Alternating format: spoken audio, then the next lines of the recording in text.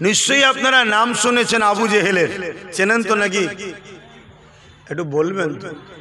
হ্যাঁ, আজকাল আমাদের এলাকাতেও কিছু কিছু আবু জেহেল বেরিয়েছে, আমাদের কোনো ছোট ছোট আবু জেহেল। এ কথা বললাম কষ্ট হলো? ছোট ছোট আবু জেহেল বেরিয়েছে।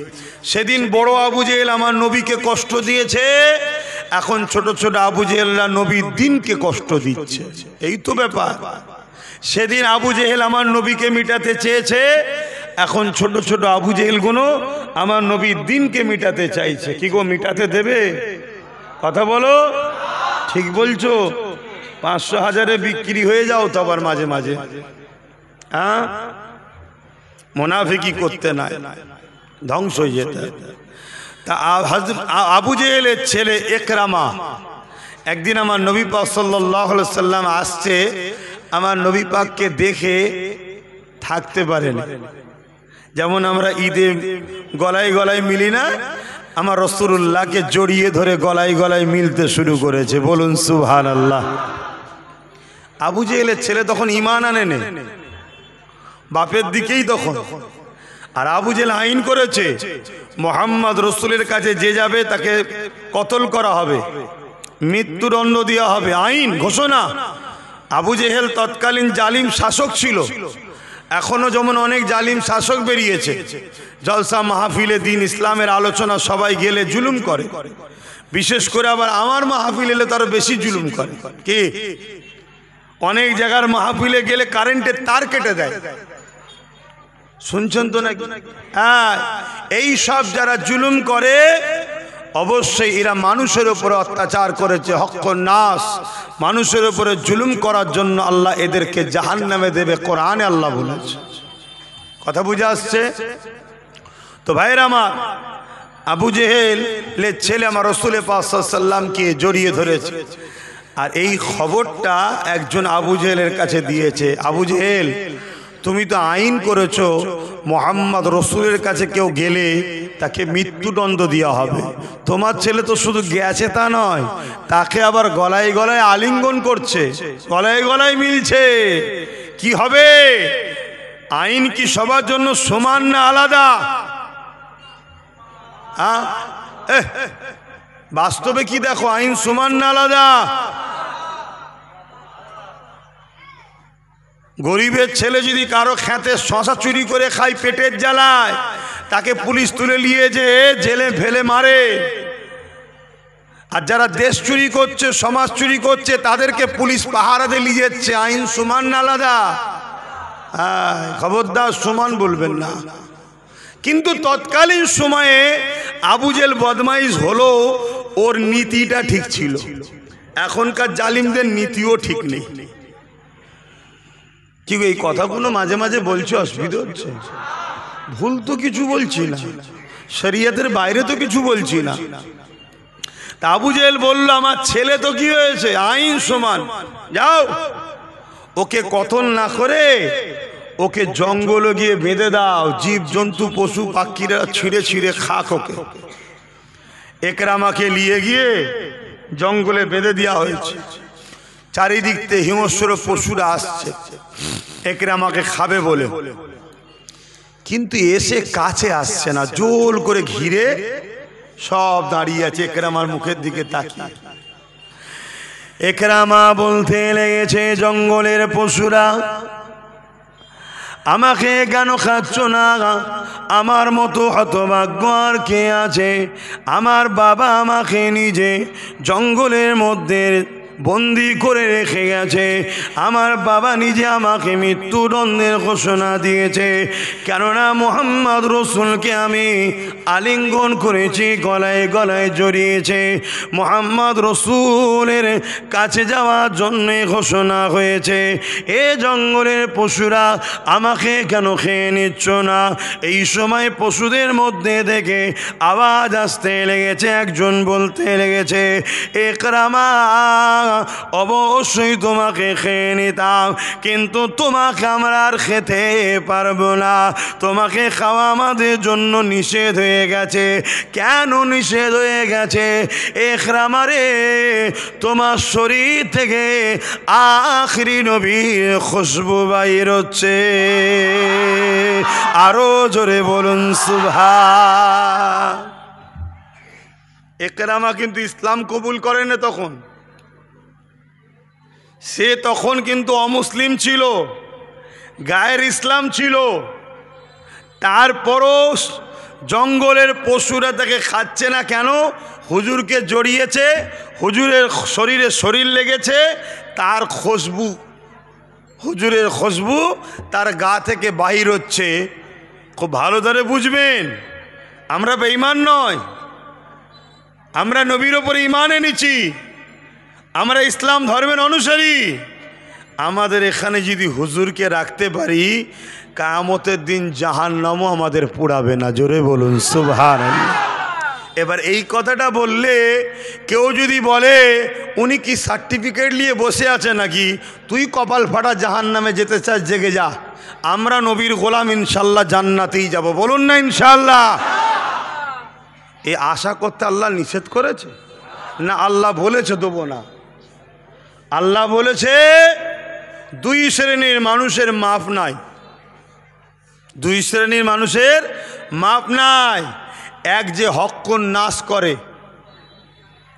বান্দার হকের ওপরে যা আদায় যে করেনি, বান্দার ওপরে জুলুম করেছে, বান্দার ওপরে অত্যাচার করেছে। আর এক শ্রেণী হলো যে শিরক করে। এ শুনছেন? বাকি আমার আল্লাহ বলেছে তোমরা যত গুনাহ করে ফেলো না কেন, আমার রহমত থেকে নিরাশ হও না, আমার কাছে শুধু বলো আল্লাহ আমি ভুল করেছি। আমি আল্লাহ তোর চোখ দিয়ে যদি পানি নাও বেরোয়, কান্নার মতো মুখ কর, আমি আল্লাহ তোকে মাফ করে দেবো। জোরে বলুন সুবহানাল্লাহ। তাহলে আমরা আল্লাহর কাছে আশা করতে পারি না? পারি না। কিন্তু যারা শিরক করে আর মানুষের ওপরে জুলুম করে, কথা বুঝছেন তো নাকি? হ্যাঁ, আমাদের এরকম মুনাফেক মুসলমান আছেন না? নাই।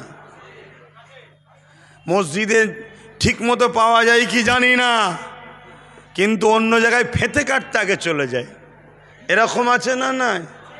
আরে বলুন, আছে না? নাই। নবী দিবসের র্যালিতে পাওয়া যায় কি জানি না, কিন্তু অন্য ধর্মের র্যালিতে প্রথম কাতারে আবার। এরকম মুনাফেক মুসলমান আছে না? নাই। এরা শিরক করছে, এদের জন্য মাপ নাই, এদের ঠিকানা জাহান্নামের নিকৃষ্ট জায়গায়। কেন? এরা মুনাফেক, এরা মুসলিম সেজে উম্মাকে ধোঁকা দিচ্ছে। দ্বিতীয় নম্বর কথা, যারা জুলুম করে, এরকম মুসলমান আছে না? নাই। গরিবের হক মেরে খায়, গরিবের লোটে, মুসলমানদের মিথ্যা মিথ্যা কেস দেয়, এমন মুসলমান আছে না? নাই। এগুলো হলো জালিম, এটা হক্কুন নাস। আল্লাহ বলেছে যার উপরে জুলুম করেছো সে যতক্ষণ না মাফ করছে, আমি আল্লাহ মাফ করব না। আল্লাহ পাক আমার নবী পাককে খুশবু বানিয়েছে। একরামা আমার রাসূলুল্লাহকে জড়িয়ে ধরার জন্যে জঙ্গলের বাঘ হলো আমার রাসূলুল্লাহর খুশবুতা শরীরতে বেরোনোর জন্যে জঙ্গলে সব পশুগুলো একরামাকে খেলো না। এ যুবকেরা, তরুণীরা, বাপেরা, আম্মা আমিনা বলতে লেগেছে আমার শরীরতে খুশবু বেরোতে লেগেছে। এই খুশবু এত বেরোতে লেগেছে পুরো মক্কা চারিদিকে আলোচনা শুরু হয়ে গেছে। অলিতে গলিতে সর্ব জায়গায় আলোচনা হতে লেগেছে। আমিনা এ আতর মাখে তোমাকে কোথা থেকে আতর পায়, এ খুশবু কোথা থেকে পায়, এ খুশবু তো মক্কার কোনো জায়গায় পায় না। এই আলোচনার গুঞ্জন রাসূলুল্লাহ দাদা যান হযরত আব্দুল মুত্তালিব হুজুরের কানে চলে গেছে। হযরত আব্দুল মুত্তালিব তিনার পরিবারকে জিজ্ঞাসা করছে, অর্থাৎ রাসূলুল্লাহ দাদিজানকে জিজ্ঞাসা করছে যে আমাদের পুত্রবধূ আমেনা আতর কোথা থেকে পায়, যার খুশবুর চর্চা পুরো মক্কার জমিনে হতে লেগেছে। কি ব্যাপার, কোথা থেকে পায়?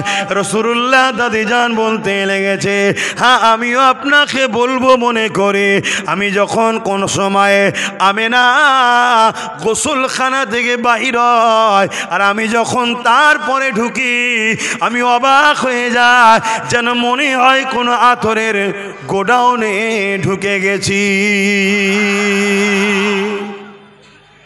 এত খুশবু। আহা, সেই নবীর উম্মত আমরা। নিজেকে চেনো। সামান্য দুনিয়া স্বার্থে ইসলামের দুশ্মনদের সঙ্গে উঠা বসা করে নিজের আখেরাত নষ্ট করো না। শুনছেন তো? হিন্দু হোক, খ্রিস্টান হোক, আদিবাসী হোক, সাঁওতাল হোক, বাগদি হোক, দুলে হোক, মুচি হোক, আরও কত ধর্মের মানুষ আছে, সবার সঙ্গে মেশো। ইসলামের নিষেধ নাই। সবাই মানুষ, সবাই মানুষ, ভাই ভাই মিলে মিশে থাকো। সবাই বাপ আদম মা হওয়ার ছেলে। শুনছো তো নাকি? কিন্তু ততক্ষণ পর্যন্ত মিশতে পারবে, ততক্ষণ পর্যন্ত কারবার করতে পারবে, ততক্ষণ পর্যন্ত লেনদেন করতে পারবে, ততক্ষণ পর্যন্ত বন্ধুত্ব সহযোগিতা একে অপরকে করতে পারবে, যতক্ষণ পর্যন্ত না সে তোমার দিনের বিরোধী কিছু কথা বলবে, দিনের বিরোধী কোনো ষড়যন্ত্র করবে। মানুষ হিসাবে মানুষের সঙ্গে মিশা ইসলামের নিষেধ, জোরে বলো, নাই। কিন্তু যেই তোমার দিনের বিরুদ্ধে আগুন তুলবে, সে অমুসলিম হোক আর মুসলিম সুরাতে মুনাফিক হোক, আর তার সাথে সম্পর্ক কোনোভাবেই রাখা যাবে না। তবে এতটুকু বলবো, আমার নবীর কথা, আমার কথাকে যারা ব্যঙ্গ করবে, ক্রিটিসাইজ করবেন, তারা আমার সঙ্গে বিরোধী করছেন না, তারা আল্লাহ রসুলের সঙ্গে বিরোধী করছেন। কেন? মুখ তো আমার, কথা তো আল্লাহ রসুলের। কথা শুনছেন না শোনেন নে? হ্যাঁ, আমি যা বলেছি, যা বলছি, আগামী তো আল্লাহ যেন সেইভাবেই বলায় যেটা কোরআন সুন্নাতে আছে। বাইরে কোনো কথা বলার আগে আল্লাহ যেন আমার জবানকে বন্ধ করে দেয়। বলুন আল্লাহুম্মা আমিন। কথা বুঝে আসছে? অনেকে বোঝে না, সমালোচনা করে। আমি সতর্ক করছি, তুমি বেঈমান হয়ে যাবে। কেন? মুখ আমার, কথা আমার নয়। কথা কার? আমার রসুলের। যদি কোনো মুসলিম লেবাসে, মুসলিম সুরাতে আমার নবীর দিনের বিরোধী করে, আর কেউ অমুসলিম যদি আমার নবীর দিনের বিরোধী করে, এই দুজনের মধ্যে আবার বেশি ভয়ানক হলো মুসলিম সুরাতে যে নবীর দিনের বিরোধী করছে, ইসলাম বলছে আরও বেশি ভয়ানক। কেন? ওকে তো লোক চেনে, ওকে তো লোক চেনে, আর এ কিন্তু ধর্মের সেন্টিমেন্ট নেবে। আরে আমি মুসলমান তো। অনেকে বলছে না যে মুসলমানকে কাফের বলছে কেন? আচ্ছা, মুসলমানকে কাফের বলা যায়? এক কথা বলবে না তো? মুসলমানকে কাফের বলা যায়? নাউজুবিল্লাহ, যে বলবে সে কাফের হয়ে যাবে। কিন্তু মুসলমান যখন কুফরি করে, তখন সে কি আর মুসলমান থাকে? তা তাকে তো বলতেই হবে, শরিয়াতের হুকুম এটা। শুনছেন? মশলাটাই বুঝতে পারছে না, শুধু গোল পাকিয়ে দিচ্ছে। আর একদল মুনাফিক বক্তাও বেরিয়েছে, ওদের কাছ থেকে পয়সা নিচ্ছে, আর ওদেরকে বলছে জায়েজ জায়েজ জায়েজ জায়েজ জায়েজ জায়েজ, তুমি ঠিক আছো। ও ভাবছে এই তো আমার মোল্লা বলে দিয়েছে। কেমনটা জানেন? একজন স্বামী স্ত্রী একে অপরের মধ্যে ঝগড়া হয়ে এখন 3টে দিয়ে দিয়েছে। বুঝতে পারছেন তো নাকি? 3টে দিয়ে দিয়েছে। দিবার পরে এক মুফতির কাছে গেছে, মুফতি ফতোয়া দিয়েছে, বেটা তুই যা করেছিস ব্যাস একেবারেই শেষ, তালিল ছাড়ার উপায় নেই। শুনছেন তো নাকি? ওর তো মাথায় হাত, ওর মাথায় হাত। আর সমাজে কিছু ভাড়াটিয়া লোক ছাড়া থাকে, সমাজে কিছু ভাড়াটিয়া লোক ছাড়া থাকে ধরে ধারে নিয়ে যাবার জন্য। যা পয়সা হবে কিছু কনসেশন তোকে দেবো খনি। শুনছেন? তো এইরকম কিছু একটা লোকের পাল্লায় ও গিয়ে পড়েছে। এত টেনশন কিসের রা? না, সব রাগের মাথায় সর্বনাশ করে ফেলেছি। কি করেছিস? না, আমি 3বার দিয়ে দিয়েছি। অমুক এলাকার মুফতির কাছে গিয়েছিলাম, মুফতি বলছে শেষ, আর কিছু করার নেই। বুঝতে পারছেন তো নাকি? এ বলছে ধর অত চিন্তা করছিস কেন, আমাদেরও একটা মুফতি আছে, আমাদেরও একটা মুফতি আছে, 20,000 টাকা খরচ করতে পারবি তো? শুনছেন, ও মশলা ঘুরিয়ে দেবে। বলছে তাই নাকি? এ বাচ্চাটি তো সাধারণ মুসলমান, এ তো মুসলমান সাধারণ, এ যে হাজির, কি হয়েছে? হ্যাঁ, অসুবিধা নেই, একবার হয়েছে, বলুন বলুন। ফতোয়া দিয়ে তো ঘুরিয়ে দিল, ও সংসার করছে, 4টে ছেলে হয়েছে, এই 4টে ছেলে শরিয়াতের ভাষায় কি বলে? কে এক কথা বলছে না? এই 4টে সন্তান শরিয়াতের ভাষায় কি বলে?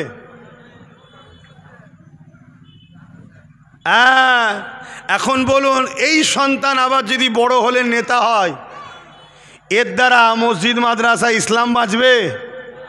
কিন্তু মুসলমানের ছেলে তো না, সমস্যাটা অন্য জায়গায় হয়ে গেছে। কিছু বুঝাতে পারছি? এইভাবে ইসলাম বিদ্বেষীরা, ইসলামের দুশ্মনেরা বড় প্ল্যান মাফিক আমার ধর্মের ঘরে এরকম দ্বারা আস্তে আস্তে বীজ রোপণ করে দিচ্ছে। তাই বলবো, শরিয়াতকে বোঝো। আল্লাহর আইনের বিরুদ্ধে কেউ যদি টক্কর লাই, বিরোধী করে, সঙ্গে সঙ্গে সে কুফরি করলো। কুফরি যে করে তাকে শরিয়াত বলছে, সে কাফের হয়ে যাবে। আসেন বাপেরা, নজওয়ানেরা, আমার রসুলের পাকে দাদি যান, আমার রসুলের পাকের আম্মা জানকে ডাক দিলেন, এ আমেনা, মা এদিকে আসো মা। রসুল্লাহ দাদু জানো রয়েছে, নবী পাকের দাদি জানো রয়েছে।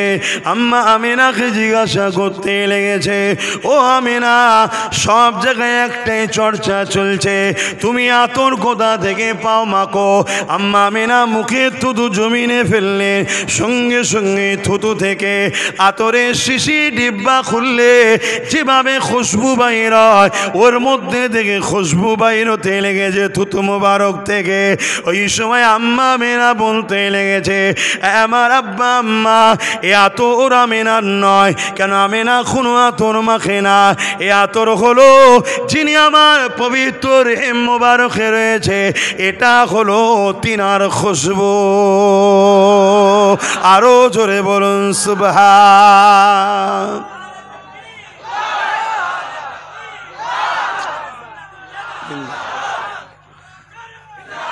আমার যুবক ভাইরা, সেই নবী পাককে মোহাব্বত করো, ভালোবাসো, পিয়ার করো। তিনি আমাদের নেতা, আমাদের গর্ব হওয়া দরকার। হ্যাঁ, এই খুশবুওয়ালা নবী ছেড়ে দিয়ে দুর্গন্ধওয়ালাদের পিছনে ছুটছো, বোকা কোথাকারে। হ্যাঁ, তোমার নবীর আখলাক, চরিত্র, আদর্শ তোমাদের জন্য মডেল। আল্লাহ পাক কোরআনের মধ্যে বলে দিলেন, লাকাদ কানা লাকুম ফি রাসূলিল্লাহি উসওয়াতুন হাসানা। এ দুনিয়া মানুষেরা, আমি আল্লাহ পাক আমার হাবিবকে তোমাদের জন্য মডেল করে পাঠিয়েছে। তোমরা নামাজ পড়বে, আমার নবীকে দেখো। তোমরা রোজা রাখবে, আমার নবীকে দেখো। তোমরা হজ করবে, আমার নবীকে দেখো। তোমরা দান খয়রাত করবে, আমার নবীকে দেখো। তোমরা জিন্দেগি সংসার জীবন করবে, আমার নবীকে দেখো। এক কথায় জীবনের প্রতিটা মুহূর্তে নবী হলেন আমাদের মডেল। এ মুসলমান ঘরে ছেলে মেয়েরা শুনে রেখে দাও, এমনকি ধর্মনীতি আমার নবীকে দেখে অনুসরণ করো। সমাজনীতি আমার নবী পাক হলেন মডেল। পরিবার নীতি আমার নবী পাক হলেন মডেল। রাজনীতি আমার নবী পাক হলেন মডেল। রাষ্ট্রনীতি আমার নবী পাক হলেন মডেল। তোমার জিন্দেগিতে অন্য কাউকে অনুসরণ করা যাবে না, অন্য কাউকে ইত্তেবা করা যাবে না। তুমি পৃথিবীর যেখানেই থাকো না কেন, তোমার জন্য আল্লাহ একমাত্র মডেল করেছে মুহাম্মদ রাসূলুল্লাহকে। সেই নবীকে অনুসরণ করো, সেই নবী পাক সাল্লাল্লাহু আলাইহি সাল্লামকে পিয়ার করো, ভালোবাসো। আখরি জামানা, ফিতনা ভরা পৃথিবী। আল্লাহ রসুল বলছে, যেমন পানি হলে বাড়ির ছাদে বা বাড়ির ওপরে টালিতে খোলাতে যাই বলেন, যেভাবে পানি পড়ে, আখেরি জমানায় মানুষ ওইভাবে ফিতনার মধ্যে জড়িয়ে যাবে। ফিতনা তার বাড়িতে তার উপরে এইভাবে আসবে। এটা খুব কঠিন সময়। দাড়ি দেখিয়ে, টুপি দেখিয়ে, মুসলমান সেজে, মৌলানা, মুফতি, পীর, পীরজাদা, বক্তা, মুসলিম দরদি, নেতা ইত্যাদি ইত্যাদি দেখিয়ে আমাদেরকে ধ্বংস করে দেওয়ার প্ল্যান চলছে। তবে মনে রাখবেন, দয়ার নবী এজন্য আমাদেরকে জানিয়ে দিয়েছে, আমার মান্যওয়ালারা, তোমরা আমাকে যারা মানো, রসুল বলছেন তোমরা কোরাইশের নেতৃত্ব মানবে। আমাদের লিডার হবে কোরাইশ বংশের ছেলে। এটা মাথায় থাকবে তো নাকি? তার পিছনে দাঁড়াবে, আমার রসুল বললেন। তাহলে কি হবে? নবীর বংশের খাতিরে আল্লাহর পক্ষ থেকে বরকত ও সাহায্য আসবে। জোরে বলুন সুবহানাল্লাহ। যা কাছেন, আমার নবী পাকের মিলাদের মাস চলছে। আল্লাহ নবী শিশুবেলার আরও কিছু কথা আপনাদের কাছে বলি। কি গো, শুনবেন তো নাকি? না নবীর ছোটবেলার আলোচনা শোনা যাবে না, এরকম ধাকিদা নয় তো? এ নওজোয়ান তরুণেরা, আল্লাহ পাক আমার নবী পাককে কত নিয়ামত করেছেন। আম্মা জান আমেনা বলতে লেগেছে, আমি একদিন ঘরের মধ্যে প্রবেশ করলাম, হঠাৎ করে দেখতে লাগলাম আমার ঘরের দেয়ালগুলো পর্যন্ত আমি আমেনা আমাকে সালাম দিতে লেগেছে, আমাকে মোবারকবাদ দিতে লেগেছে, আর বলতে লেগেছে, আমেনা রে, ধন্য তুমি সাইয়্যিদুল মুরসালিনের মা হয়েছ।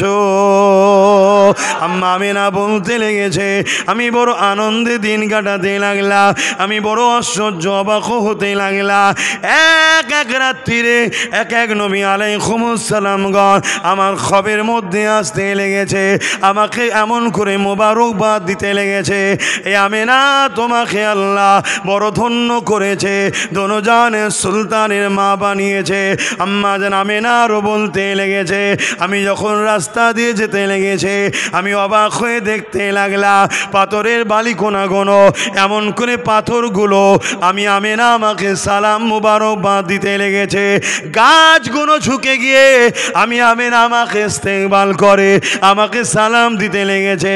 এমনকি আমি আমেনা, আমি কুয়াতে যখন পানি পানতে গেলাম, কুয়ার পানি রশিদে তুলতে হতো, বড় কষ্ট হতো, বড় ব্যথা লাগতো, বড় যন্ত্রণা হতো, বড় কষ্ট হতো। কিন্তু আমি আমেনা, নবী মুহাম্মদ রসুল যখন আমার রেহেমে মুবারকে ছিল, আমি আমেনা যখন কুয়ার পানি আনতে গেলাম, আমি অবাক হয়ে গেলাম, ওই কুয়ার পানির ভেতর থেকে সালাম আসে, আমেনা তোমাকে সালাম, মুবারকবাদ তোমাকে। এ আমেনা রে, কি দরকার ছিল পানি আনার জন্য কুয়ার কাছে আসার? এ আমেনা হুকুমটা করলে আমি পানি তোমার ঘরে গিয়ে ভরে দিয়ে আসতাম। আরো জোরে বলুন সুবহান। শুনছেন কি গো, শুনছেন তো নাকি? অনেক মুসলমান দাবিদার এমনও আছে যারা নবীর মোজেজা মানে না। মোজেজা বোঝেন কি গো, বলবেন তো হ্যাঁ কি না? মোজেজা বোঝেন?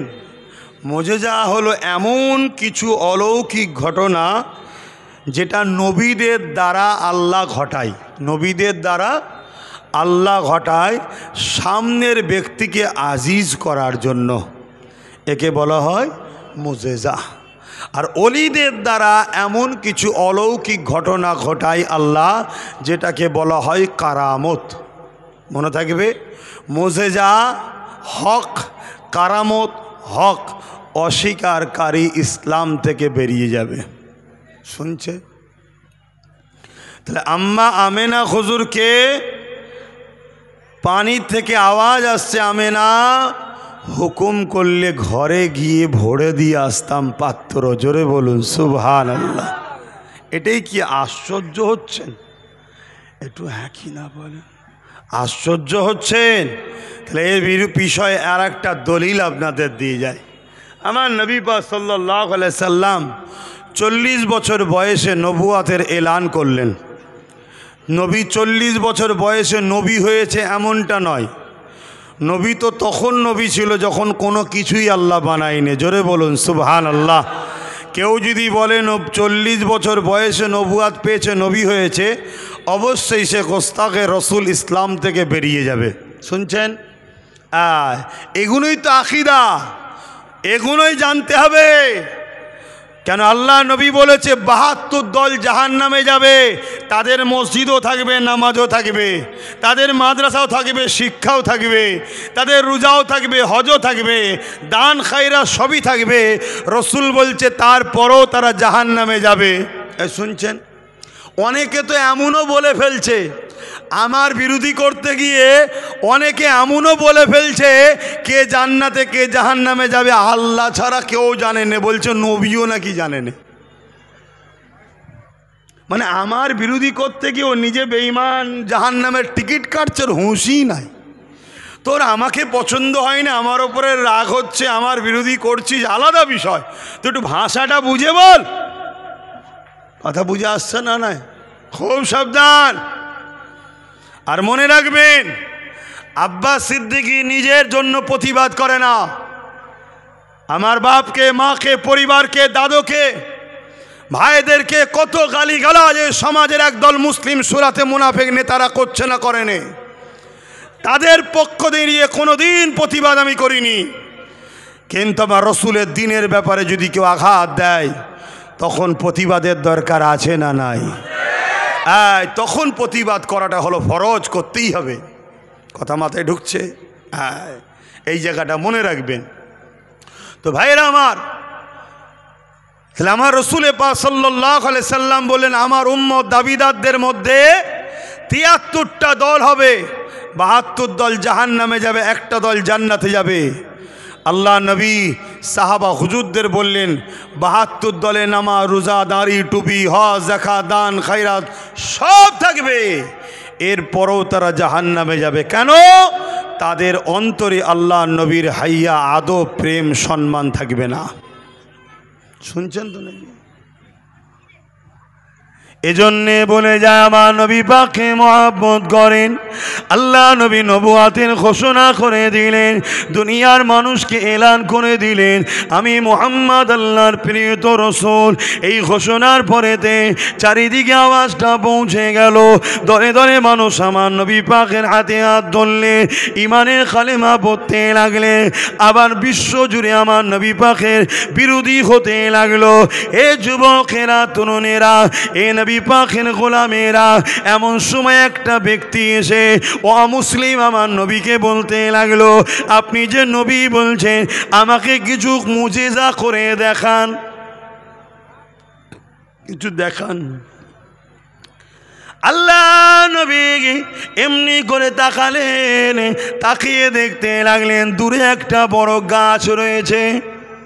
এমনি পাহাড়ি এলাকা, মরুভূমি এলাকা, জঙ্গল, গাছপালা খুবই কম, দূরে দূরে দূরে দূরে থাকে। দূরে একটা বড় গাছ দাঁড়িয়ে আছে। আল্লাহ নবী বললেন, যাও ওই গাছকে গিয়ে বলো মুহাম্মদ রাসূলুল্লাহ আল্লাহ নবী তোমাকে ডেকেছে। এ যুবকেরা, তরুণেরা, ওই মানুষটা চলে গেল, ওই অমুসলিমটা চলে গেল, ওই গাছের কাছে গিয়ে বলতে লাগলো, এ গাছ তোমাকে মুহাম্মদ রাসূলুল্লাহ আল্লাহ নবী ডেকেছে। খুব ঠান্ডা মাথায় শুনবে, অমুসলিম হলেও সে জানে নবী যদি হয় গাছ তার কথাই আসবে। আজকে মুসলমান দাবি করে নবীকে মানতে চায় না, অমুসলিম জানে নবী যদি হয় আমার কথাটা গাছ শুনবে। আমি অমুসলিম হতে পারলো, পাঠিয়েছে যখন নবী, গাছ অবশ্যই তাহলে শুনতে পারবে। এই জন্য সে আগিয়ে গেল, আগিয়ে গিয়ে বলতে লাগলো মুহাম্মদ রাসূলুল্লাহ আল্লাহ নবী তোমাকে ডেকেছে। ওই অমুসলিম বলতে লাগলে, আমি অবাক হয়ে দেখতে লাগলাম গাছের মধ্যে কম্পন শুরু হলো, কাঁপা শুরু হলো। সে নিজেকে জমিন থেকে শেকড় টেকড় নিয়ে উঠে পড়ল। মানুষ যেভাবে হেঁটে হেঁটে যায় জমিনের ওপরে খিসড়ে খিসড়ে খিসড়ে খিসড়ে ওই গাছটা এসে আল্লাহ নবীর কদমে পড়ে সিজদা করে। এ যুবকেরা তরুণেরা এই অবস্থাটা দেখে ওই অমুসলিমটা ইমানের নূরে কলেমা পড়ে আর সে অমুসলিম নাই, নবী পাকের সাহাবী হয়ে যায়।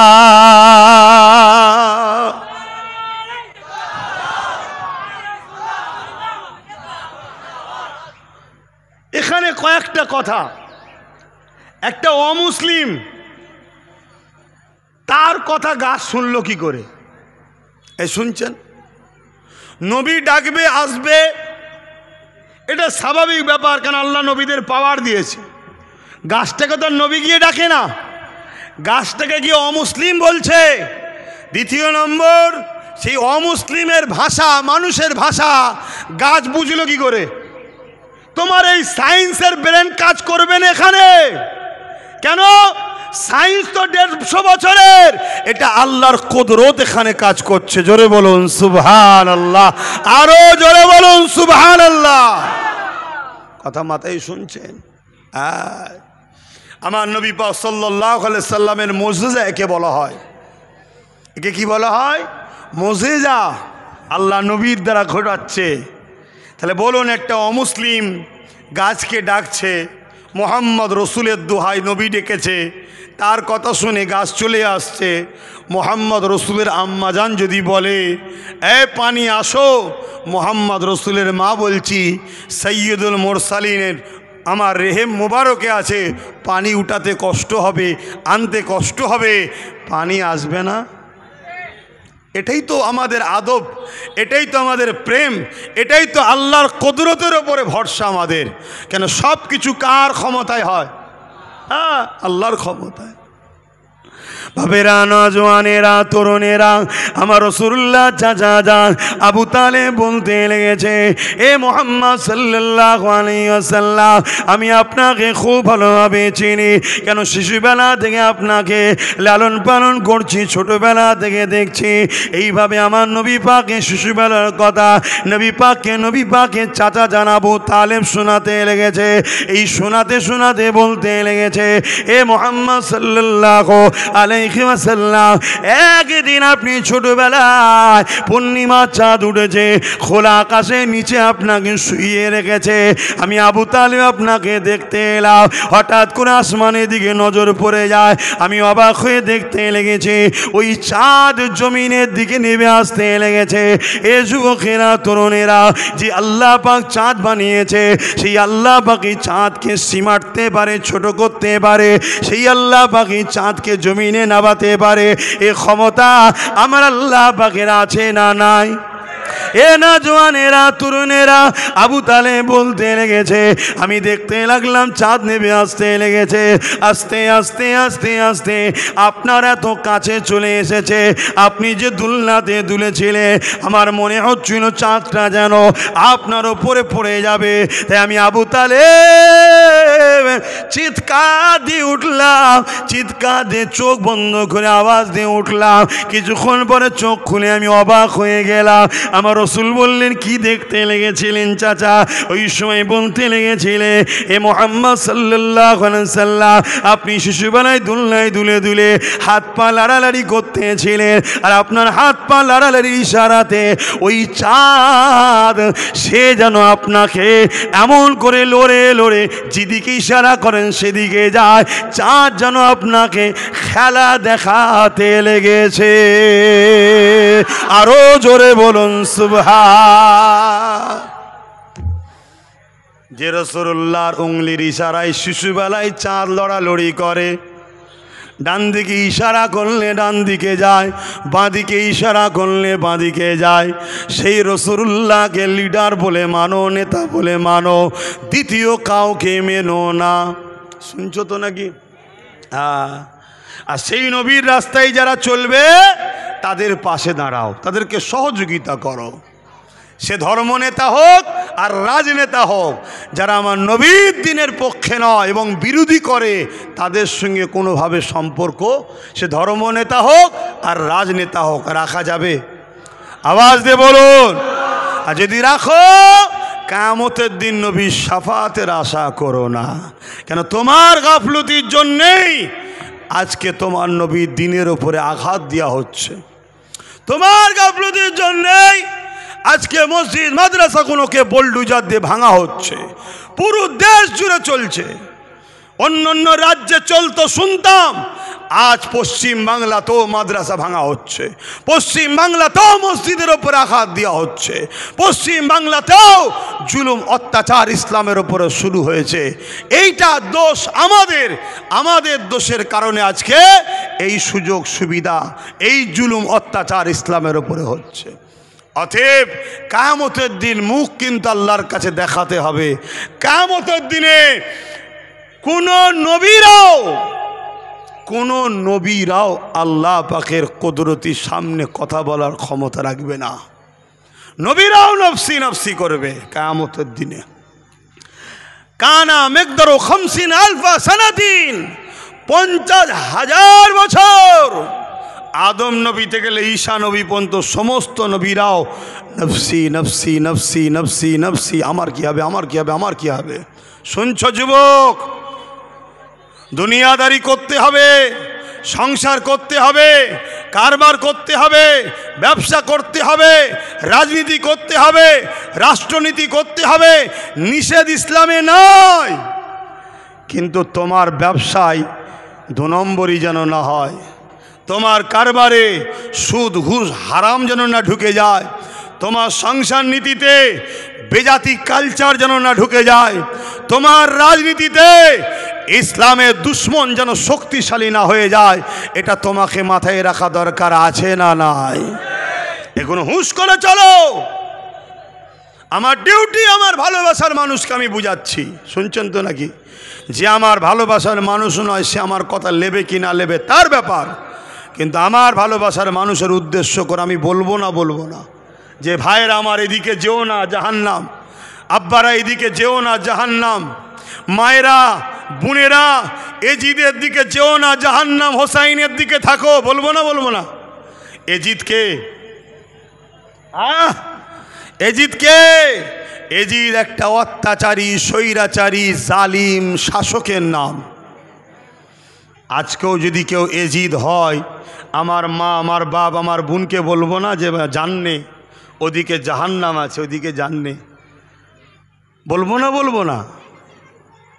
কিন্তু এই বলাতে আমার মা আমার বাপ আমার বোন আমার ভাই যদি আমার কথা শোনে, আলহামদুলিল্লাহ পরকালে একসাথে আল্লাহর দয়াতে নবীর শাফাআতে আমরা জান্নাতি হব ইনশাআল্লাহ। আর যদি কেউ না শোনে সে জবাব দেবে। কিন্তু আমার বাপকে, আমার মাকে, আমার বোনকে, আমার ভাইকে আমার বলার অধিকার আছে না? না। বাড়তি বাইরের লোকের তো নাক গলাবার প্রয়োজন নেই। এই প্রয়োজন আছে? হ্যাঁ, প্রয়োজন নেই। আর নাক যদি গলাও তাহলে এমন মেডিসিন দেবো, একবার দেবো, পুরো সব জায়গায় হই হই হই হই হই হই হই হই হবে। শুনছেন তো নাকি? হ্যাঁ, আসেন ফিরে আসেন আমার নবী পাকের শিশুবেলার খেয়ার কথা বলছিলাম। আমার নবী পাক সাল্লাল্লাহু আলাইহি ওয়াসাল্লামের আম্মা জান বলতে লেগেছে, আমার বাচ্চা যখন দুনিয়া জমিনে আগমন করে, এ দুনিয়ার মানুষেরা কারো ঘরে পুত্র সন্তান, কারো ঘরে কন্যা সন্তান হয়। আমি আমিনা অবাক হয়ে গেলাম। আল্লাহ পাক আমাকে একটা নূর সন্তান দিয়েছে, যা শরীর থেকে এত জ্যোতি এত আলো বেরোতে লেগেছে, আমার ঘরটা আলোকিত হয়ে গেছে। আমি আমিনা শাম দেশের প্রাসাদ পর্যন্ত দেখতে পেয়েছি। আম্মা জান আমিনারও বলতে লেগেছে, আমার বাচ্চা যখন আমার মুবারক থেকে দুনিয়ায় এসেছে, অন্য অন্য বাচ্চারা আসলে তারা নাপাক হয়ে থাকে, শরীরে নোংরা লেগে থাকে, কিন্তু আমার বাচ্চার শরীরে কোনো নাপাকি নোংরা ছিল না। আমার বাচ্চা শরীরে নূর চমকাতে লেগেছে। আমার বাচ্চাকে একটা পাক কাপড়ের উপরে রাখা হলো, রাখতে দেরি আমার বাচ্চা কাত হয়ে সিজদা দিতে দেরি করলো না। আমার বাচ্চা সিজদায় পড়ে গিয়ে আল্লাহর প্রশংসা করতে লাগলো। দীর্ঘক্ষণ সিজদা করার পরে মাথাটাকে তুলে নিয়ে শাহাদাত আগুলটা আসমানের দিকে ঘোরাতে লেগেছে। এই আগুল থেকে এত নূর নূর বেরোচ্ছে, তামাম পৃথিবী আলোয় আলোকিত হয়ে গেল। এমন সময় আমি আমিনা আমার বাচ্চাকে কোলে তুলে নিলাম। গায়েবী একটা আওয়াজ এসে গেল, এই বাচ্চাকে জলদি করে গায়েব করো।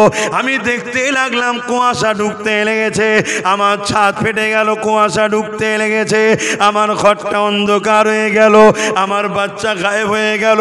আমি আমিনা বড় চিন্তিত হয়ে গেলাম। গায়েবী আওয়াজ এসে গেল, এ আমিনা চিন্তা করো না, এই বাচ্চাকে তামাম মখলুকাতকে ঘুরিয়ে ঘুরিয়ে দেখানো হচ্ছে। কারণ আমার নবীর অপেক্ষায় পুরো কায়নাত ছিল, জানেন তো নাকি? আদম নবীতে গেলে ঈসা নবী, সব নবীরাই বলেছে মোহাম্মদ রসুল আসবে, মোহাম্মদ রসুল আসবে, মোহাম্মদ রসুল আসবে। তাই পুরো কায়নাত অপেক্ষায় আছে আমার হুজুরকে দেখবে বলে। শুনছেন? আল্লাহ পুরো কায়নাতকে ঘুরিয়ে দেখিয়ে দিল, আর এমনভাবে চিনিয়েছে, আল্লাহ বলছে পরে যেন তারা না বলে যে বাচ্চাকে চিনি না। শুনছেন তো? সেই নবীকে পিয়ার করো। বারবার বলে যাচ্ছে আখরি জামানা, দুদিনের দুনিয়া, দুনিয়ার পেট চালাতে গিয়ে জাহান্নামে আগুন না ঢুকাতে হয়, এটা মাথায় রেখো। দুনিয়ায় একটু আরাম আয়েশ করতে গিয়ে তুমি রসুলের দিনের দুশ্মন হয়ে জাহান্নামের খোরাক যেন না হয়ে যাও, এটা মাথায় রেখো। এ শিক্ষা, এ ঘোষণা আমি আমার জাতিকে বারবার দিচ্ছি, বোঝো বোঝো বোঝো। আর মনে রেখে দিও, পৃথিবীর জালিম যত বড়ই শক্তিশালী হোক না কেন, তুমি আল্লাহ রসুলের যদি হও, আমার আল্লাহ তোমার জন্য যথেষ্ট। জোরে বলুন সুবহানাল্লাহ। আর তুমি আল্লাহর উপরে ভরসা ছেড়ে দিয়ে দুনিয়ার বুকে কোনো জালিমের ওপরে যদি ভরসা করো, মনে রেখে দিও আমার আল্লাহ সূরা বাকারার মধ্যে জানাচ্ছে, তোমরা আমাকেও আমার হাবিবকে ছেড়ে দিয়ে যাদের অনুসারী করবে তাদের হাতে আমি আল্লাহ তোমাদেরকে জিল্লাত দেবো, মিটিয়ে দেবো। মনে থাকবে তো? সেই নবী পাক সাল্লাল্লাহু আলাইহি ওয়াসাল্লাম এই মাসে সোমবার শবে সাদেকের সময় দুনিয়ার বুকে এসে পুরো পৃথিবীকে ধন্য করেছে। আল্লাহ কাছে কোটি কোটি শুকরিয়া আদায় করি, আল্লাহ আমাকে সেই নবীর বংশে জন্ম দিয়েছে, সেই নবীর উম্মত করেছে, আমাদেরকেও সেই নবীর উম্মত করেছে। তাই সকলে বলি আলহামদুলিল্লাহ, সকলে দরুদ আল্লাহুম্মা সাল্লি আলা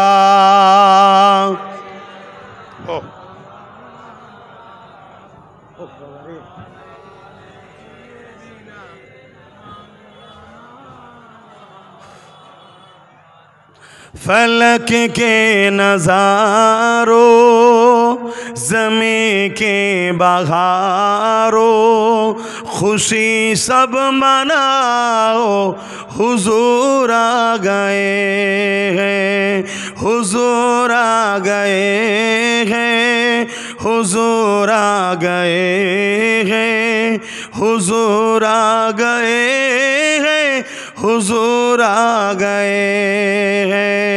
उठो गम के मारो, चलो वे सहारो, खबर ए सुनाओ, हुजूर आ गए हैं, हुजूर आ गए हैं, हुजूर आ गए हैं, हुजूर आ गए हैं, हुजूर आ गए हैं। अनोखा निराला उजी सानाया, अनोखा निराला उजी सानाया, सारे रसूलों का सुल्तान आया। आरो जोरे बोलून ना सुबहानाल्लाह। আমার নবী তো সমস্ত রসুলদেরও সুলতান। জোরে বলুন সুবহানাল্লাহ। হুজুর আমাদেরও নবী, সমস্ত নবীদেরও নবী। জোরে বলুন সুবহানাল্লাহ। अनोखा निराला उजी सनाया सारे रसूलों का सुल्तान आया। उठो गम के मारो चलो बेसहारो खबर ये सुनाओ हुजूर आ गए हैं, हुजूर आ गए हैं, हुजूर आ गए हैं, हुजूर आ गए हैं, हुजूर आ गए हैं। अल्लाहुम्मा सल्ली अला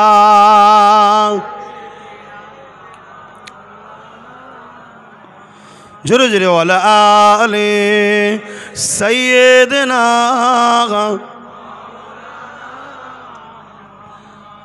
আমার আব্বা জানেরা, ভাইরা, নজওয়ানেরা, ঈশান নামাজের ব্যাপার আছে, আসুন একটু সালাম দিই, তারপর দোয়া হবে। ইয়া নবী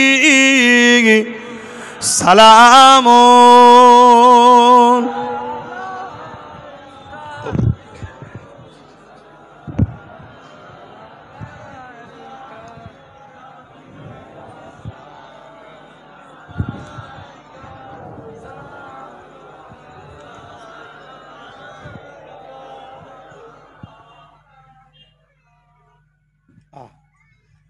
এই গরমে জান হাইফাই করছে, কথা বলতেও কষ্ট হচ্ছে। একটু ভাবেন, একটু ভাবি, যদি দুনিয়াতে আমাদের এই হয় এই গরমে, আখিরাতে কি হবে? আল্লাহকে ভয় করো যুবক। আমার যুবক ভাইয়েরা শুনছো তো? নিজের যদি ভুল করেও ফেলো, নিজের যদি ক্ষতি করেও ফেলো, আল্লাহ বড় দয়ালু, তিনি গফুর ও গফার, তিনি রহিম ও রহমান, তিনি মাফ করবেন, কথা দিয়েছে। জোরে বলুন সুবহানাল্লাহ। বনি ইসরাইল কওমের একটা ছেলে ছিল, সেই ছেলে হালকা বয়সে অর্থের গরমে, তার বিরুদ্ধে কেউ বলার ছিল না, সে রোজ শরাব পান করত আর তার চরিত্র খারাপ ছিল, বাজার থেকে নারীদের খরিদ করে আনত। তো একদিন ওই যুবকটা, আমার ভাইগুলো শুনছো তো, একদিন ওই যুবকটা বাজার থেকে এক মহিলাকে খরিদ করেছে। তৎকালীন সময়ে 60 দিরহাম দিয়ে, যেটা আজকের বাজারে মনে হয় 10-20, আরও বেশি তো কম নয়, লক্ষ টাকা হতে পারে, কম বেশি যাই হোক, সোনার টাকা তখন ছিল আরও দামি। মুসা আলাইহিস সালামের জমানার কথা বলছি, আজকের কথা নয়। তখন সোনার টাকা ভারী টাকা ছিল, যত দিন যাচ্ছে তো কাগজ চলে এসছে, আর এখন বর্তমান তো আরও অবস্থা খারাপ। বেশি দিন যে নুকিয়ে রাখবে, রাখারও উপায় নেই, বার করে দেখবে শুধু কাগজ টাকার অক্ষর চলে গেছে। কি আমার দেশে যা নতুন বেরিয়েছে আমাদের, নাম আর বলছি না, থাক, কেন ধর্মসভা তো, এটা অন্য বিষয়, তাই বললাম না। তো যাই হোক, হযরতে ওই বনি ইসরাইল কওমের যুবকটা প্রতিদিনের ন্যায় একটা নারীকে খরিদ করে নিয়ে এসেছে, শরাব নিয়ে এসেছে। সে প্রতিদিন একসাথে বসে শরাব পান করে আর চরিত্র নষ্ট করে, বাকিটা সব বুঝতে পারছেন। প্রতিদিনের ন্যায় এই মহিলাকে, তার অনেক খাদেমাও আছে, আবার বাড়িতে পয়সা আছে, সাজিয়ে গুজিয়ে সব রেখেছে, এই সাজাবার জন্য লোক রেখেছে। সেই সব মহিলারা এই মহিলাকে সাজিয়ে গুজিয়ে ওই যুবকের খাস কামরায় দিয়েছে। তো যুবক শরাব কিনে নিয়ে এসে ঢুকেছে, ঢুকে দেখছে ওই মহিলাটা শুধু কাঁদছে তা নয়, তার শরীরটা কোনো জিনিস যেমন ভাইব্রেট হয়, কাঁপে, ওইভাবে কাঁপছে। যুবকটা বলছে, তুমি কাঁদছো কেন আর এত কাঁপছো কেন? মহিলাটা বলছে, আল্লাহর ভয়ে। জোরে বলুন সুবহানাল্লাহ। হায় হায়, আল্লাহর ভয় কাকে বলে? আল্লাহর ভয় কাকে বলে? হ্যাঁ দেখুন, আর আল্লাহ বলছে যারা আমাকে ভয় করে, ওয়ালিমান খাফা মাকাম রাব্বিহি জান্নাতান, আমি আল্লাহ তাদেরকে দুটো দুটো জান্নাত দেব। জোরে বলুন সুবহানাল্লাহ। সূরা রহমানে আল্লাহ বলছে। আর আজকে আমাদের তো সব ভয় উঠে গেছে, এতিমের মাল, বিধবার মাল, গরিবের মাল দেখা দেখি নাই। সবচেয়ে বড় কথা, যারা রসুলের পক্ষে, দিনের পক্ষে লড়াই করছে, ওই উলামাদের ঘরে পর্যন্ত গালিগালাজ করতে, সমালোচনা করতে আজকাল আমাদের ভয় লাগে না। কথা শুনছেন তো ভাইয়েরা আমার? ওই যুবক বলল, তুমি তো খুশি মনে টাকা নিলে, তাহলে এসেছো যখন এখন এই কথা বলছো কেন? তখন ওই মহিলাটা বলছে, আমি বড় মজবুরিতে কয়েক মাস ধরে বিপদের মধ্যে আছি, ইদিক উদিক করে কোনো রকমভাবে সুরাহা পাইনি, আমার অর্থের প্রয়োজন ছিল চিকিৎসার জন্য, তাই আজকে নাচারে বাধ্য হয়ে আমি বাজারে এসেছিলাম, কিন্তু আপনি আমায় খরিদ করেছেন, কিন্তু আল্লাহর ভয় আমাকে কাঁদাচ্ছে, কাঁপাচ্ছে। জীবনে কখনো বেগানা পুরুষের সঙ্গে আমি কথা বলিনি, নিরিবিলি নির্ঝুমে, আর আজকে কত বড় একটা পাপ কাজের দিকে আমি এগিয়ে যাচ্ছি, তাই পুরো শরীর আমার কাঁপছে, আল্লাহর ভয়ে কাঁদছি। এই যুবকটাই কথা শুনে তার মধ্যে একটা হিদায়েতের বাতি আল্লাহ জ্বালিয়ে দিল। জোরে বলুন সুবহানাল্লাহ। সে বলতে লেগেছে, আপনি এত গরিব হওয়ার পরও আপনি আল্লাহকে এত মানেন, এত ভয় করেন, আর আল্লাহ আমাকে এত ধন দৌলত দিয়েছে, এত ক্ষমতা তাকত দিয়েছে, আমার তো উচিত বেশি করে আল্লাহকে মানা। কি কেন? আল্লাহ আমায় দিয়েছে, তোমাকে তো দেয়নি, তুমি না পেয়ে আল্লাহকে এত মানো, আর আমাকে আল্লাহ এত দিয়েছে, আমি আল্লাহ মানি না। যুবকটার চোখ দিয়ে পানি এসে গেল। মহিলাকে বলছে, তোমাকে যে অর্থ দিচ্ছি, অর্থ ফিরিয়ে লব না, তোমাকে আমার সাথে একটা সম্পর্ক তৈরি করতে হবে। কি সম্পর্ক? তুমি আমার বোন, আমি তোমার ভাই, আমাকে ভাই বলে মেনে নিয়ে সাক্ষী থাকো এবং আমাকে তওবা পড়াও। আমি তওবা তোমাকে সাক্ষী রেখে পড়ছি, আমি আজ থেকে কোনোদিন আর শরাবে হাত দেব না, আর কোনোদিন চরিত্র হরণও করব না, নোংরা কাজে যাব না। তুমি আমার বোন হয়ে সাক্ষী থেকো। কিয়ামতের দিন আল্লাহর কাছে বলো যে কেফায়েল তওবা করেছিল, আল্লাহ তার সাক্ষী আমি রয়েছি। জোরে বলুন সুবহানাল্লাহ। বোনটা, মেয়েটা চলে গেল। এই যুবক সেজদায় পড়ে কেঁদে যাচ্ছে যে আল্লাহ, আমি তাহলে কি ভুল করলাম, তুমি আমায় কি ক্ষমা করবে আল্লাহ? হে যুবক শোনো, কেঁদেই যাচ্ছে, কেঁদেই যাচ্ছে, কেঁদেই যাচ্ছে। সকাল হয়ে গেছে। প্রত্যেকটা বাড়িতে, গ্রামের মানুষ সবাই জানে এই বাড়ির ছেলেটা খারাপ, তাই সবাই দরজার গোড়ায় তাকায়, না জানি আবার আজকে কোন মহিলাকে নিয়ে এসছে। কিন্তু আজকে যারাই তাকাচ্ছে, দরজা ছেড়ে আর যাচ্ছে না, দরজার কাছে সবাই ভিড় করে আছে। কেন?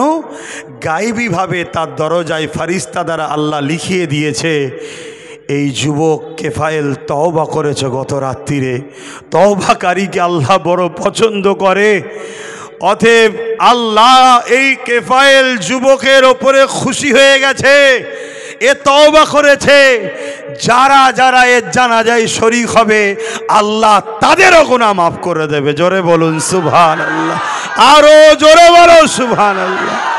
এ আমার যুবকেরা, এ আমার ভাইয়েরা, অন্য নবীর উম্মত হয়ে এত বড় পাপ করে তওবা করার সুযোগ পেয়েছে, তওবা করার জন্যে আল্লাহ যদি মাফ করে দেয়, এ যুবক ভুল করেছো তওবা করো, নামাজ কাজা করেছো তওবা করো, রোজা কাজা করেছো তওবা করো, গান শুনেছো তওবা করো, অন্যায় করেছো তওবা করো, সিনেমা দেখেছো তওবা করো, যাত্রা কাছে তওবা করো, ইসলাম বিদ্বেষী নেতাদের সঙ্গে দল করেছো তওবা করো, ইসলামের দুশ্মনদেরকে ভোট দিয়ে সাপোর্ট করেছো তওবা করো। মনে রাখবে, আল্লাহ তওবাকারীকে মাফ করে দেয়, আল্লাহ তওবাকারীকে কবুল করে মাফ করে তার গুনাহকে নেকিতে পাল্টে দিয়ে তাকে জান্নাতের উঁচু মাকাম দান করে। এভাবে দেয় যেন মনে হয় কোনোদিন গুনাহই করেনি। জোরে বলুন সুবহানাল্লাহ। কিন্তু যুবক, কেউ যদি ইসলামের ক্ষতি করে, নবীর দ্বীনের ক্ষতি করে, নবীর বিরোধী করে, আল্লাহর সঙ্গে শিরক করে, আল্লাহ তাকে মাফ, জোরে বলো। অতএব মনে রেখে দিও যুবক, আজ আমাদেরকে মুশরিক বানাবার চক্রান্ত হচ্ছে। আমার কথা খারাপ নেবেন না তো, মুশরিক বানাবারও চক্রান্ত চলছে। আপনি রাজনীতি করছেন, করগে যান, যার ভালো লাগবে আপনার সাথ দেবে, ভালো লাগবে না সাথ দেবে না, সব নিজের নিজের ব্যাপার। কথা শুনছেন? কিন্তু আপনি রাজনীতির নামে কি স্লোগান শিখাচ্ছেন আমার কওমকে? আপনি বলছেন ধর্ম যার যার, উৎসব সবার। বলেন এই কথাটাই ঈমান থাকবে? এক কথা বলছেন না তো। কেন অনেক উৎসব আছে যে উৎসবে শিরক হয়। তাহলে উৎসব আমার, শিরক উৎসবকে আমার বলা, আপনি শিরককে সাপোর্ট করলেন, মুশরিক হলেন। তাহলে কি চলছে? তাহলে এই জায়গায় দাঁড়িয়ে থেকে আমি কি আমার কওমের যুবককে, আমার বাপকে, আমার ভাইকে কি বুঝাবো না যে খবরদার এসব দলের সঙ্গে তোমরা সাথ দিও না, এদের লক্ষ্য ইসলামকে মিটিয়ে দাও, এদের লক্ষ্য মুসলমানদের মুশরিক বানিয়ে দাও, এদের সাথ দিও না। এ কথা বলাটা কি আমার অপরাধ হবে? কারণ আমি তো ধর্ম নেতা, আমি তো ধর্ম প্রচারের মজলিসে এসেছি। তাহলে আমি আমার কওমকে বুঝাবো না যে কথাটা মানলে শিরক হবে? কথা মাথায় ঢুকছে না? ঢোকে নে। এজন্য আপনাদেরকে বলি আমি বিভিন্ন জায়গায়, এতে আবার একদল মুনাফেক আছে, তারা কি বলে, হুজুরের ছেলে ধর্মের নামে রাজনীতি করছে। কি বলে না, বলে না? এ কথা যারা বলে তারা হলো আমার কওমের মধ্যে মুনাফেক গাদ্দার। তারা আমার কওমের মধ্যে কি মুনাফেক গাদ্দার। কেন ওই গাদ্দারগুলো কখনো গিয়ে বলেনি যে আপনি রাজনীতির নামে ধর্মকে মিটোচ্ছেন কেন। বলে যখন ইফতার পার্টির ব্যানার দিয়ে রোজা না রেখে বসে মাথায় নকল টুপি দিয়ে এসে ঘুমটা দিয়ে মিথ্যা যখন ইফতার করে, ওটা কি ধর্মের দোহাই দিয়ে রাজনীতি হয় না? কই তখন এই গাদ্দারগুলো বলে? এক কথা বলছে না তো। যখন কলিকাতার রেড রোডে গিয়ে ঘুমটা দিয়ে হাজির হয়ে যায় ঈদের নামাজে, ঈদের নামাজে যাওয়া যায়, আপনাদের মা বোনরা যায়, তখন এই মুনাফেক মুসলমানগুলো তো বলে না যে এটা ধর্মের নামে রাজনীতি হচ্ছে, এটা করা উচিত নয়, আমার ধর্মকে ক্ষতি করা হচ্ছে, বলে? ও, আর আমার নবীর মেম্বারে দাঁড়িয়ে আমার নবীর উম্মতকে নবীর দিনের দুশ্মন চিনাবো, আমি রাজনীতি করছি? হ্যাঁ, কথা মাথায় ঢুকছে না? ঢোকে নে। অতএব খুব সাবধান, খুব সাবধান। আখরি জামানা, এরা যখন কোনো দিকে পারবে না তখন মিথ্যাভাবে আঘাত দেবে, গালিগালাজ করবে, বাপ তুলে মা তুলে গাল দেবে, যাতে করে আমরা ভয়ে লজ্জার খাতিরে চুপ হয়ে যাই। শুনছেন তো নাকি? তুই 100 বার আমার বাপকে গাল দে, 1 কোটি বার আমার মাকে গাল দে, আমি আল্লাহর কাছে বিচার দেবো, কিন্তু মনে রাখবি আমার নবীর বিরুদ্ধে বললে ছাড় হবে না, প্রতিবাদ হবেই। কি বলছেন? প্রতিবাদ? হাত তুলে বলুন প্রতিবাদ, প্রতিবাদ। লড়াই হবে, গুস্তাখে রাসূলের বিরুদ্ধে সংগ্রাম হবে। তাতে যদি জীবন লাগে জীবন দিতে রাজি, মাল লাগলে মাল দিতে রাজি। আজকে আমার মসজিদকে টার্গেট করেছে, আমার মাদ্রাসাকে টার্গেট করেছে, আমার কবরস্থানকে টার্গেট করেছে। কি গো, শুনছেন তো নাকি? অসুবিধা হচ্ছে? একটুখানি অকাবলিয়ে বলবো? অকাবলিয়ে বললে অসুবিধা আছে? অকাবটা কি ইসলাম ধর্মের সম্পদ নয়? আর এটা কি ইসলাম ধর্মের মেম্বার নয়? তা ইসলামের মেম্বারে ইসলাম লিয়ে বলবো না তো কি লিয়ে বলবো? বলবো তো নাকি? কারা কারা শুনতে চান হাত তুলে দেখান। তাহলে একটু সালামটা দিয়ে এলি, তারপরে অকাবলিয়ে বলছি। ইয়া নবী সালামুন ইয়া রাসূল ইয়া হাবিব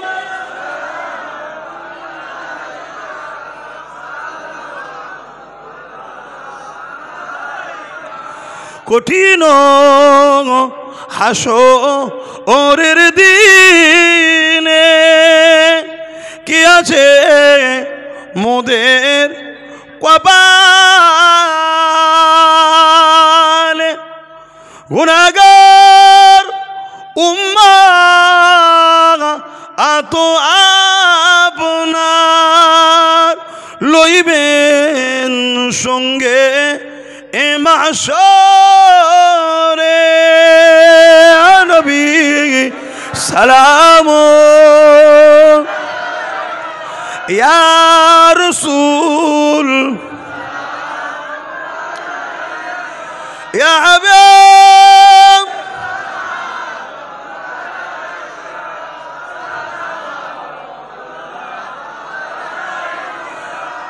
ইয়া নবী মদিনা হতে সব কিছুই পারেন দেখিতে মোদের লাশ কবরে রাখিলে লইবেন আপন করে নবী সালাম ইয়া রাসূল ইয়া হাবিব সালাম সালাওয়াতুল্লাহ সকলে গায়ে বসুন বালাগাল উলা বিকামালি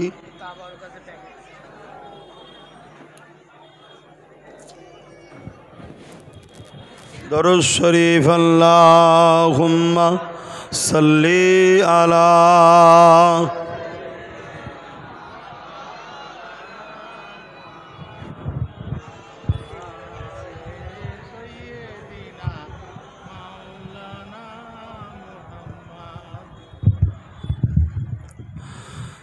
सल्ले अला पुकारो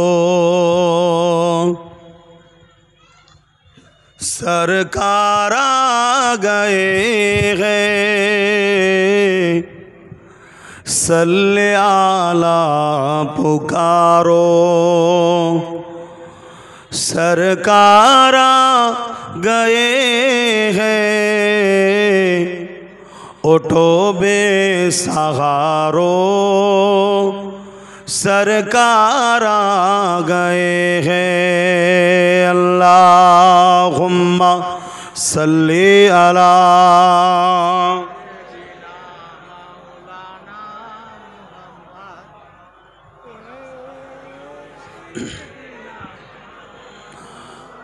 जो मांगना है मांग लो जो लेना है सो ले लो जो मांगना है मांग लो जो लेना है सो ले लो दुनिया के ताजदारों सरकार आ गए हैं सल्ले अला पुकारो सरकार आ गए हैं उठो बेसहारो सरकार आ गए हैं अल्लाहुम्मा सल्ली अला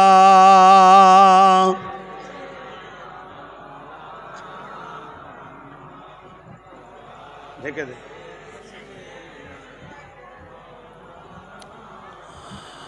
मौलूद की खरी है चलो आमिना के घर पर मौलूद की खरी है चलो आमिना के घर पर पर्दा किसका उठा है, सुबह सबे मिलादा सल्ले आला पुकारो, सरकार आ गए हैं उठो बेसहारो, सरकार आ गए हैं। अल्लाहुम्मा सल्ले अला।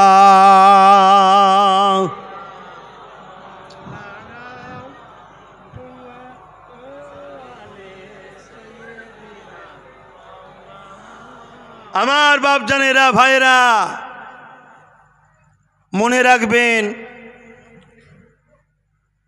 ভারতবর্ষ সর্বধর্মের দেশ। ভারতবর্ষ চলে একটা সংবিধান দ্বারা, শুনছেন তো? দেশের বিষয়ে কথা বলার হুকুম ইসলামে আছে না নাই? হ্যাঁ, দেশকে ভালোবাসা এটা আমার নবীর সুন্নাত। জোরে বলুন। আমার নবীর দেশের নাম হলো মক্কা, মাতৃভূমি। নবী মক্কাকে ভালোবাসতেন, তখন ছোট ছোট ছিল, এখন অনেক বড় হয়েছে। নবী মক্কা মাতৃভূমির জন্য কেঁদেওছেন, বলুন সুবহানাল্লাহ। মাতৃভূমি বলতে মায়ের ভূমি যেটা, তো আমাদের মাতৃভূমি হলো ভারতবর্ষ। আমাদের মাতৃভূমি কি? ভারতবর্ষ। নবীর উম্মত হিসাবে দেশকে ভালোবাসতে হবে না? হবে না? কে আমাদের সঙ্গে গাদ্দারি করছে তার বিরুদ্ধে আমাদের লড়াই ছিল, আছে, থাকবে, কিন্তু দেশ আমাদেরকে ভালোবেসেছে, দেশ আমাদের মাতৃভূমি, আমরা দেশকে ভালোবাসছি, বাসবো। আমাদের নসলে যত বাচ্চা আসবে সবাই দেশকে ভালোবাসবে। শিক্ষা দেব না? দেব না? তা আমার দেশের সরকার, কেন্দ্র সরকার ক্ষমতার জোরে একটা আইন করেছে, ওয়াকাফ কালা কানুন। এ কথা প্রতিটা মজলিসেই আমি বলি, আর আমি মনে করি প্রত্যেকটা আলেম ওলামা, পীর পীরজাদা, বক্তা, ইমাম দু লাইনে হলো প্রতিটা জায়গাতে মাইক পেলেই ওয়াকাফ নিয়ে বলা দরকার। কেন আমরা জানি বাবরি মসজিদের কথা ভুলে যাওয়ার জন্যে রায়টাও কিন্তু উল্টো হয়েছিল, মনে পড়ছে? আর আন্দোলনের চাপ বাড়বে যত, রায়টাও পক্ষে থাকার সম্ভাবনাও তত। যেমন কয়েকদিন আগে সুপ্রিম কোর্ট এটা রায় দিয়েছে, একটু হলেও স্বস্তি পাওয়া যাচ্ছে, কিন্তু যতক্ষণ না পুরো কমপ্লিট হচ্ছে আমরা পুরো স্বস্তির হাসি হাসছি না, নিশ্চিন্তা হচ্ছি না। আইনি লড়াই আমাদের চালানো দরকার, ঠিক না বে ঠিক গো? তো এই আইনটা কেন্দ্র সরকার করেছে কি, পুরো ওয়াকাফকে, মসজিদ, মাদ্রাসা, কবরস্থান, ঈদগাহ, খানকাকে তারা তাদের কন্ট্রোলে দখল করে সেগুলোকে মিটিয়ে দিয়ে বড় বড় কর্পোরেট পুঁজিপতিদের হাতে তুলে দিয়ে সেগুলোকে বড় বড় বিজনেস, কারখানা, শপিং মল করার একটা পরিকল্পনা তারা তৈরি করেছে। বলুন, আমার মসজিদ চলে যাবে, আমার মাদ্রাসা চলে যাবে, আমার কবরস্থান চলে যাবে, এ বিষয়ে কি চুপ থাকা যায়? চুপ থাকলে কি ঈমান থাকে? একটু আওয়াজ দেবেন। আল্লাহ নবী বললেন, অন্যায় দেখলে হাত দিয়ে রোখো। তাহলে আমার মসজিদকেও মেটাতে চাইছে, এটা নাই না অন্যায়? তাহলে হাত দিয়ে রুখতে হবে। নবী দ্বিতীয় বললেন, যদি হাতে রুকার ক্ষমতা না থাকে মুখ দিয়ে প্রতিবাদ করো। তাহলে মুখ দিয়ে প্রতিবাদ করতে হবে। যদি মুখে প্রতিবাদ করতে নাও পারো, অন্তর থেকে ঘৃণা করো, তাহলে ঘৃণাও করতে হবে। এই তিনটের মধ্যে কোনোটা যার মধ্যে নাই, রসুল বলছে তার মধ্যে ঈমান নাই। আজকে কেন্দ্র সরকার তিনি রাজনীতি করছে, তিনারা রাজনীতি, রাষ্ট্রসেবা, রাষ্ট্রবাসীর সেবা, সেদিকে খেয়াল না দিয়ে দেশটাকে তো দেউলিয়া করেই দিয়েছে, দেশটাকে তো বিক্রি করেই ফেলেছে। আজকে তিনি কি করছে, তারা আমার দেশের মুসলমানদের মসজিদ মাদ্রাসা কবরস্থান ওয়াকাফের জায়গাকে দখল করে এবার পুঁজিপতিদের হাতে তুলে দিবার প্ল্যান করছে। এই অন্যায়ের বিরুদ্ধে লড়াইয়ের দরকার আছে না নাই? কিন্তু দুঃখের বিষয়, এই অন্যায়ের বিরুদ্ধে পুরো দেশ জুড়ে লড়াই চলছে, কিন্তু যখনই আমরা পশ্চিম বাংলাতে এই অন্যায়ের বিরুদ্ধে লড়াই করতে যাব বা এই অন্যায়ের বিরুদ্ধে লড়তে যাব, ঠিক তেমনই সময় আমার রাজ্যে সিএম কি বলছে, ওয়াকাফলে যদি আমার রাজ্যে কেউ গুলোগুলি করো, আন্দোলন করো, তাহলে তার সব থেকে বড় দুশ্মন শত্রু আমি হব।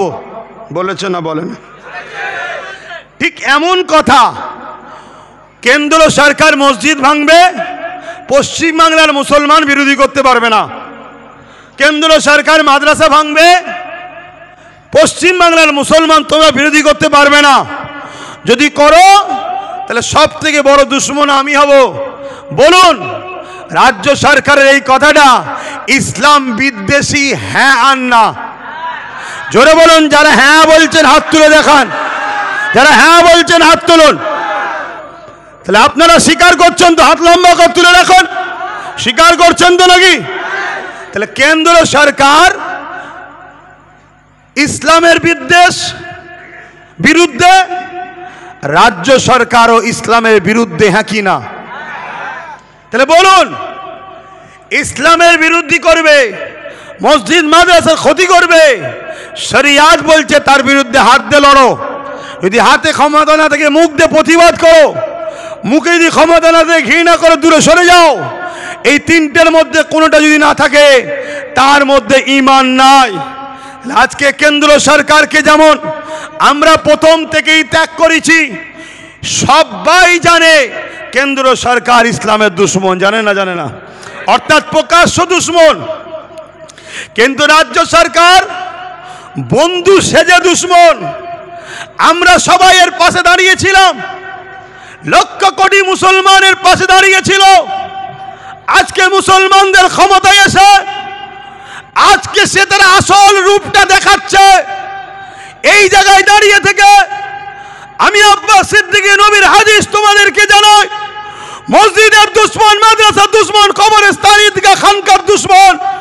কেন্দ্র সরকার হলো প্রকাশ্য দুশ্মন, রাজ্য সরকার হলো বন্ধু সেজে দুশ্মন, যাকে আরবিতে মুনাফেক বলা হয়। এই প্রকাশ্য দুশ্মন আর মুনাফেক দুশ্মন, এই দুই দুশ্মনের থেকে যদি আমরা দূরত্ব বজায় না করি, এদের বিরুদ্ধে যদি আমরা না দাঁড়াই, রাসূলুল্লাহর হাদিস অনুযায়ী আমাদের ঈমান থাকবে। জোরে বলুন, থাকবে। মাথায় ঢুকান শরীয়তকে। আপনার সঙ্গে কারো রুজি রুটি চাকরি বাকরিলে লড়াই, ওটা দুনিয়া, আলাদা বিষয়। কিন্তু তুমি ধর্মের বিরুদ্ধে গেলে কেন? লড়াই হচ্ছে ওর বিরুদ্ধে, আপনি নাক গলালেন কেন? ধর্ম লড়াই হচ্ছে কেন্দ্র সরকারের বিরুদ্ধে, আপনার বুকে ব্যথা হলো কেন? তাহলে ভাই বোনে মিলেমিশে আছে না নাই? আজকেই তো কোনো একটা দলের সভাপতি বলেছে যে আমরাই তো ওকে সাপোর্ট করেছি, ও তো আমাদেরই লোক। দেখেছেন না? দেখেন না? এ খবরটা দেখেন। হ্যাঁ, তারা আবার আমাকে দাগ লাগায়, শুনছেন তো নাকি? হ্যাঁ, দুর্গন্ধ আতরের সমালোচনা করছে, ঠিক এই রকম টাইপেরই হচ্ছে কথা, শুনছেন তো? তাহলে আজ আপনাদেরকে আমার জানানো দরকার ছিল, আমি জানালাম। এবারে কে আমার কথা নেবে না নেবে আমার জানার দরকার নেই তো। শরিয়ত তো আমার নয়, হাদিসটা তো আমি বলিনি। শুনছেন না? শোনেননি? আমার মুখ দিয়ে বার করেছি। রাসূল বলল অন্যায় করলে তার বিরুদ্ধে হাত দিয়ে লড়ো। তাহলে যারা দিনকে মিটাবার মতো অন্যায় করছে তাদের বিরুদ্ধে লড়াই করতে হবে না? হবে না? আর তুমি মুসলমান দাবি করে লড়াই করা ছেড়ে দিয়ে তাকে সাপোর্ট করবে, তাকে শক্তিশালী করবে, আগামী দিন আরো মাহিন তৈরি করে আরো ধর্মের ক্ষতি করবে। আর সে জায়গায় যেই মুসলমান চিল্লাবে তুমি তাদেরকে জেল দেবে, মারবে, পিটবে, অত্যাচার করবে। এই জালিমদেরকে সহযোগিতা করা ইসলামের সাথে দুশ্মনী করা। ইসলামের সঙ্গে দুশ্মনী করলে তার ঈমান। কথা মাথায় ঢুকেছে? এরপরেও যদি মনে হয় যে আব্বাস সিদ্দিকী ভুল ফতোয়া দিচ্ছে, অনেক শাসক আলেম পোষে। অনেক শাসক কি পোষে?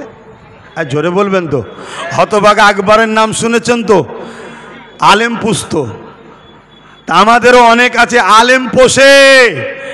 তাহলে সেই সব শাসকদের বলবো মলি সাহেবদের নাবাও না, এদিক ওদিক হুড়োহুড়ি না করে আমার সঙ্গে ডাইরেক্ট ডিবেটে বসাও, ডাইরেক্ট ডিবেটে বসাও।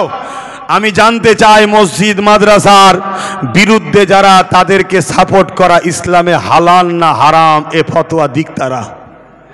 শুনছেন না শোনেননি? হ্যাঁ, একটা হিন্দু, খ্রিস্টান, আদিবাসী, দৈলি, সাঁওতাল, বাগদি, প্রথমেই বলেছি সবার সঙ্গে ব্যবসা, লেনদেন, উঠা বসা, মিশা, ভাই ভাই আমরা সবাই বাপ আদম মা হওয়া সন্তান, কোনো অসুবিধে নেই। কিন্তু যখনই সে দিন ইসলামকে মিটাতে চাইবে, তাকে আর সাপোর্ট করা, তাকে আর সহযোগিতা করা যাবে না। একটা গাছ লাগালে ওই গাছটা 20 গাছ 20 ফল। শুনছেন তো? এলাকার সবাই বললে গাছ লাগাস না, এটা 20 ফল, এই ফল খেয়ে মানুষ মারা যাবে। এখন আপনার গাছের ফল খেয়ে বা পাড়ার 2-4টে ছেলে মারা গেল, থানা এসে পুলিশ আপনাকে তুলে নিয়ে যাবে না? যাবে না। অ্যাটেম্প টু মার্ডারের কেস হয়ে যাবে। কেন?